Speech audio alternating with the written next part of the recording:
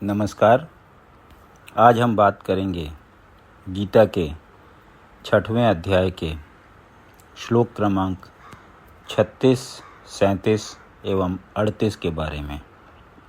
असंयतात्मना योगो दुष्प्राप इति मे मतिः वश्यात्मना तु यतता शक्यो अवाप्तुमुपायतः। जिसका मन उच्छृंखल है उसके लिए आत्म साक्षात्कार कठिन कार्य होता है, किंतु जिसका मन संयमित है और जो समुचित उपाय करता है उसकी सफलता ध्रुव है, ऐसा मेरा मत है।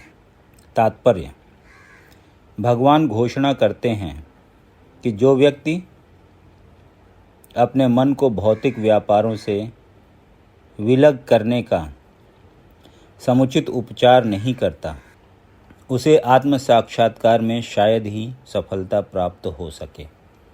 भौतिक भोग में मन लगाकर योग का अभ्यास करना मानो अग्नि में जल डालकर उसे प्रज्वलित करने का प्रयास करना हो। मन का निग्रह किए बिना योगाभ्यास समय का अपव्यय है। योग का ऐसा प्रदर्शन भले ही भौतिक दृष्टि से लाभप्रद हो, किंतु जहाँ तक आत्म साक्षात्कार का प्रश्न है, यह सब व्यर्थ है। अतः मनुष्य को चाहिए कि भगवान की दिव्य प्रेमा भक्ति में निरंतर मन को लगाकर उसे वश में करे। कृष्ण भावनामृत में प्रवृत्त हुए बिना मन को स्थिर कर पाना असंभव है। कृष्ण भावना भावित व्यक्ति बिना किसी अतिरिक्त प्रयास के ही योगाभ्यास का फल सरलता से प्राप्त कर लेता है, किंतु योगाभ्यास करने वाले को कृष्ण भावना भावित हुए बिना सफलता नहीं मिल पाती। अर्जुन उवाच अयतिः श्रद्धयोपेतो योगाच्चलितमानसः अप्राप्य योग संसिद्धिं काम गतिं कृष्ण गच्छति। अर्जुन ने कहा, हे कृष्ण, उस असफल योगी की गति क्या है जो प्रारंभ में श्रद्धापूर्वक आत्म साक्षात्कार की विधि ग्रहण करता है, किंतु बाद में भौतिकता के कारण उससे विचलित हो जाता है और योग सिद्धि को प्राप्त नहीं कर पाता। तात्पर्य: भगवत गीता में आत्म साक्षात्कार या योग मार्ग का वर्णन है। आत्म साक्षात्कार का मूलभूत नियम यह है कि जीवात्मा यह भौतिक शरीर नहीं है, अपितु इससे भिन्न है और इसका सुख शाश्वत जीवन, आनंद तथा ज्ञान में निहित है। ये शरीर तथा मन दोनों से परे हैं। आत्म साक्षात्कार की खोज ज्ञान द्वारा की जाती है। इसके लिए अष्टांग विधि या भक्ति योग का अभ्यास करना होता है। इनमें से प्रत्येक विधि में जीव को अपनी स्वाभाविक स्थिति, भगवान से अपने संबंध तथा उन कार्यों की अनुभूति प्राप्त करनी होती है जिनके द्वारा वह टूटी हुई श्रृंखला को जोड़ सके और कृष्ण भावनामृत की सर्वोच्च सिद्ध अवस्था प्राप्त कर सके। इन तीन विधियों में से किसी एक का भी पालन करके मनुष्य देर सवेर अपने चरम लक्ष्य को प्राप्त होता है। भगवान ने द्वितीय अध्याय में इस पर बल दिया है कि दिव्य मार्ग में थोड़े से प्रयास से ही मोक्ष की महती आशा है।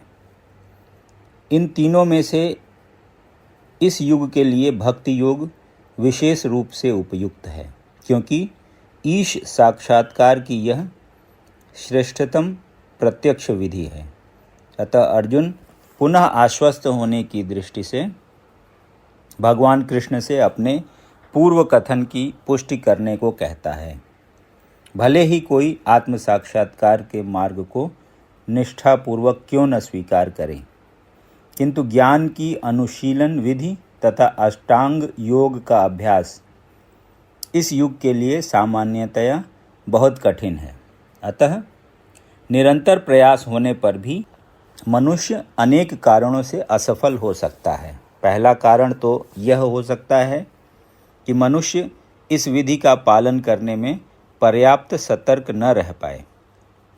दिव्य मार्ग का अनुसरण बहुत कुछ माया के ऊपर धावा बोलना जैसा है। फलतः जब भी मनुष्य माया के पाश से छूटना चाहता है, तब वह विविध प्रलोभनों के द्वारा अभ्यासकर्ता को पराजित करना चाहती है। बद्धजीव पहले से प्रकृति के गुणों द्वारा मोहित रहता है और दिव्य अनुशासनों का पालन करते समय भी उसके पुनः मोहित होने की संभावना बनी रहती है। यही योगाचलित मानस अर्थात दिव्य पथ से विचलन कहलाता है।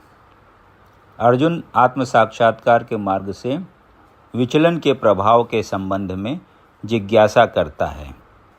कच्चिन्नो भय विभ्रष्टच्छिन्नाभ्रमिव नश्यति अप्रतिष्ठो महाबाहो विमूढ़ो ब्रह्मांडः पथि।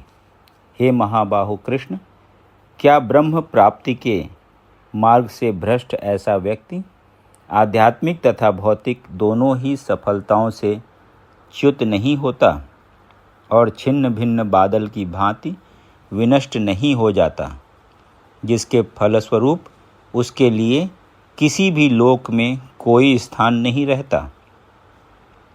तात्पर्य: उन्नति के दो मार्ग हैं। भौतिकतावादी व्यक्तियों की आध्यात्म में कोई रुचि नहीं होती, अतः वे आर्थिक विकास द्वारा भौतिक प्रगति में अत्यधिक रुचि लेते हैं, या फिर समुचित कार्य द्वारा उच्चतर लोकों को प्राप्त करने में अधिक रुचि रखते हैं। यदि कोई अध्यात्म के मार्ग को चुनता है तो उसे सभी प्रकार के तथाकथित भौतिक सुख से विरक्त होना पड़ता है। यदि महत्वाकांक्षी ब्रह्मवादी असफल होता है तो वह दोनों ओर से जाता है। दूसरे शब्दों में, वह न तो भौतिक सुख पाता है, न आध्यात्मिक सफलता ही प्राप्त कर सकता है। उसका कोई स्थान नहीं रहता। वह छिन्न भिन्न बादल के समान होता है। कभी कभी आकाश में एक बादल छोटे बादल खंड से विलग होकर एक बड़े खंड से जा मिलता है, किंतु यदि यह बड़े खंड से नहीं जुड़ पाता तो वायु उसे बहा ले जाती और वह विराट आकाश में लुप्त हो जाता है। ब्रह्मांडः पथि ब्रह्म साक्षात्कार का मार्ग है जो अपने आप को परमेश्वर का अभिन्न अंश जान लेने पर प्राप्त होता है, और यह परमेश्वर ब्रह्म, परमात्मा तथा भगवान रूप में प्रकट होता है। भगवान श्री कृष्ण परम सत्य के पूर्ण प्राकट्य हैं।